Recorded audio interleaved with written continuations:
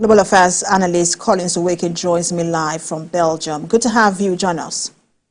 Thank you, Precious, for having me. So many developments there from Russia, but I want to begin with the latest, which is the document suggesting that the Kremlin's security services were aware of an ISIS threat days before that deadly attack on that concert hall. And then the Russian intelligence documents was obtained by a UK-based investigative organization. Has President Putin been... Human error, but this appears to be far from it. Far from it because, from the document, if that document is authentic, it is clear that, there was a prior warning, so he was aware. Now, besides that, the United States had also uncovered evidence of the impending threat and had, under the doctrine of the duty to warn, had, made this available to Russia despite the acrimonious relationship between them, and urged them to do something about it. And, days before this attack, we heard Russian president react to, U.S. warning. He situated it as part of the ongoing war or, trouble between the two countries, and said, indeed, the United States is doing this to slide them and all of that. And then finally, this happened. Now, it is unclear why Russia under Putin allowed this to happen, because we are talking of their citizens. Could it be it's part of trying to further his own propaganda? I mean, it really beggars belief that this could happen. Again, it's Putin, and who can challenge him, not domestically and not internationally. And this puts a lot of challenges on his plate post-election. This attack is one of them. The Ukraine war is also one of them. Trade and energy is another challenge he has to deal with, as well as domestic economy. Is his position on the threat at the moment? Well, he privately could admit indeed that he has made himself, rather vulnerable as a consequence of, these multiple challenges and multifaceted, issues that you have actually highlighted.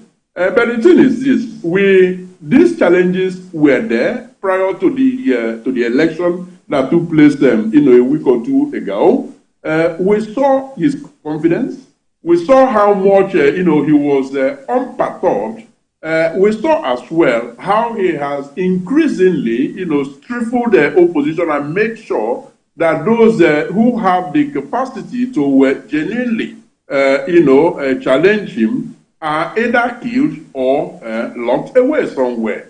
So, yes, these constitute very, very serious threats to him. But somehow he appears, Putin, to be, that cat that has 9 lives, because he always manages to, resurface despite all of these challenges. But it looks like this appears to be consuming him gradually but steadily.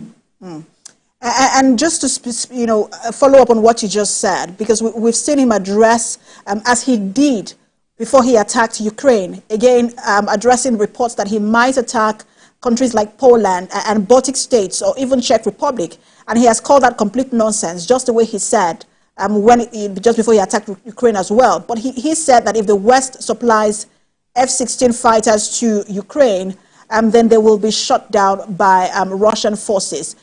Is this a statement of a man who is emboldened, or a man who is under pressure?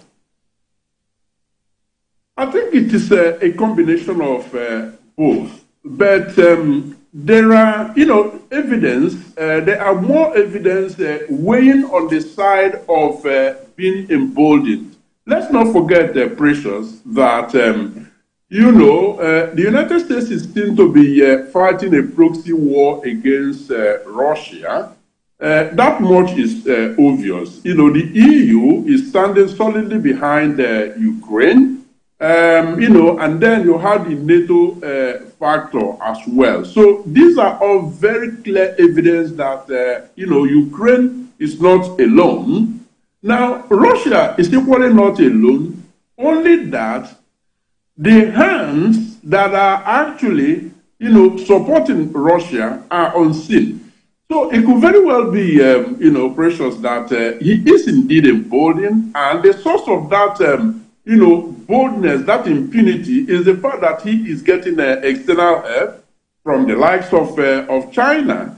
And we have also seen, how much the campaign around BRICS is heightening. So, which indicates that, from that corner as well, he might be getting, one or two secondary supports as well. But I think Putin is not one to be written off as bragging. Oftentimes, he comes up with denial and then makes a threat, and ultimately, he always gets away, he always gets away with all of this. So, yes, the threat has got to be taken very, very seriously because he may mean it.